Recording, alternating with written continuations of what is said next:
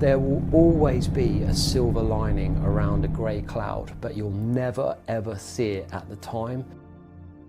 Sometimes things are going to happen in life, things are going to work out or they're not going to work out. And really what matters, the most important part, is how you react to those things. I was pretty down when I was first rescued. I first had my sort of first failed mission, if you like.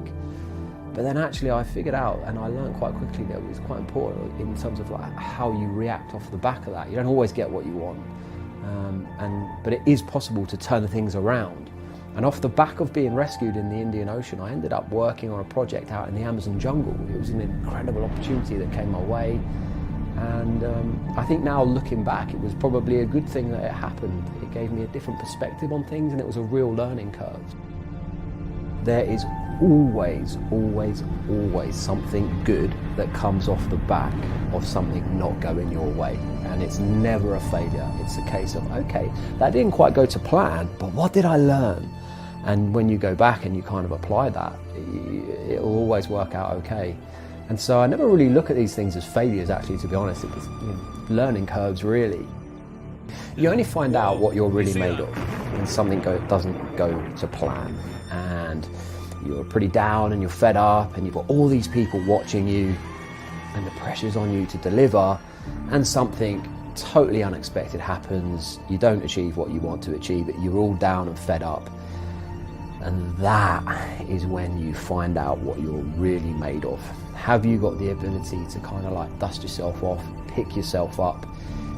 If you have that ability, you're going to go a long way in life. But if you can't dust yourself off, every time something doesn't go your way or doesn't go to plan, you're never going to get that far. You know, your brain can often be your worst enemy as opposed to your greatest ally, and it's very important to know how to manage that. And especially when something hasn't gone your way, you feel pretty down and fed up, but you have to look at the positive side of it, of what's come out of that, what have you learned, okay, let's just move on. And I tell you what, if you can develop the ability to be able to draw a line under something that's happened in the past and move on, that ability will stand you in good stead and take you a long, long, long way. I had quite a serious motorcycle accident, and the doctor, I never forget, a lovely guy, he said to me, I don't know if you're going to be able to walk again. And it was a real reality check for me, actually, because you don't realise what you have until you do not have it anymore. So we take for granted the ability to just get up every morning and walk down the stairs and jump in and out of the shower, and you're doing something that you're not thinking about. You're walking around and you're mobile. And when you can't do that anymore, you think, my goodness. And I remember lying in that hospital bed, and I was quite close to the window actually, and I could hear the kids playing outside in the park and stuff, and I would look out the window and see this blue sky. And when he said to me, I don't think you're going to walk again, it was funny, because I had a feeling of sort of calm come over me and sort of clear clarity, and I thought, you know what, I know 100% that I am going to row a boat across the Atlantic Ocean. I have no idea how I'm going to do it, but I know what I want to do. And a lot of people, over time I've realised a lot of people are lost purely because they don't know what they want to do. If, you know, when you know what you want to do, it isn't that difficult to make it happen. I remember I was still on crutches at the time, and I went down to the Southampton boat show, and I would hobble onto their stand on my crutches and pass them a proposal, and they would look at me and say, really? They'd look at me up and down, look at my cast and my crutches and be like, you're going to row across the Atlantic? I'm like, yeah.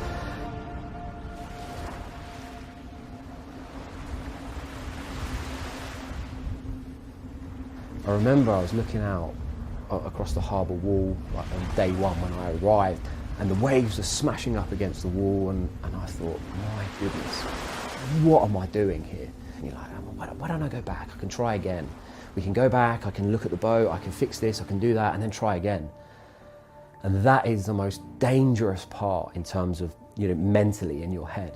And I said to myself, and I said to my parents, this boat will have to sink before I get out of it. And if it does, I'll get into the life raft and keep drifting. I'm not going to stop.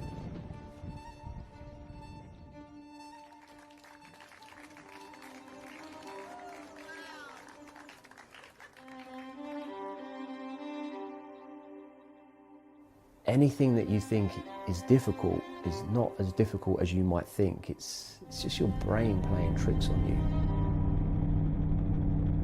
And I say this to everyone that I speak about in terms of the row. It's like, you know what? Every single person watching this could get in a boat and row across the Atlantic. I guarantee it. If they're not a very good rower, they've got 3,000 miles to learn. They're going to get very good by the end of it. And you just got to want to do it. You've got to want to do it. If you don't want it, then it will get the better of you. But you don't need to be as fit as you might think to do something like this. The brain will take you so much further than you think it will. What you think is going to be difficult probably won't be. You'll get out there and you'll be absolutely amazed. You'll be amazed at what you can do, but sometimes something just needs to click. And when that thing just clicks, you can become absolutely unstoppable. It's unbelievable what you can achieve when you want something. You have to have the ability to be able to block out any negativity. When you put yourself out there and you say to your family and your friends and people you know, I'm going to do this, you will get people say, are you sure? It's very risky. But the reality is, you will never have anything worth having if you don't take an element of risk and push yourself outside of your comfort zone. And the more you push yourself outside your comfort zone, the more you get used to that feeling, and you get used to that uncertainty, and things don't bother you so much. Having that sort of ability to be able to not worry about what other people think and just go after what it is that you want will take you a long, long way. Yeah, it really will. Don't get too down when things aren't going your way and it feels like you're going backwards, because the wind will change. It always does. And as fast as you're getting blown backwards, or as fast as things aren't working out, as fast as things are not going your way, just like that, they can change. And you never know what tomorrow may bring.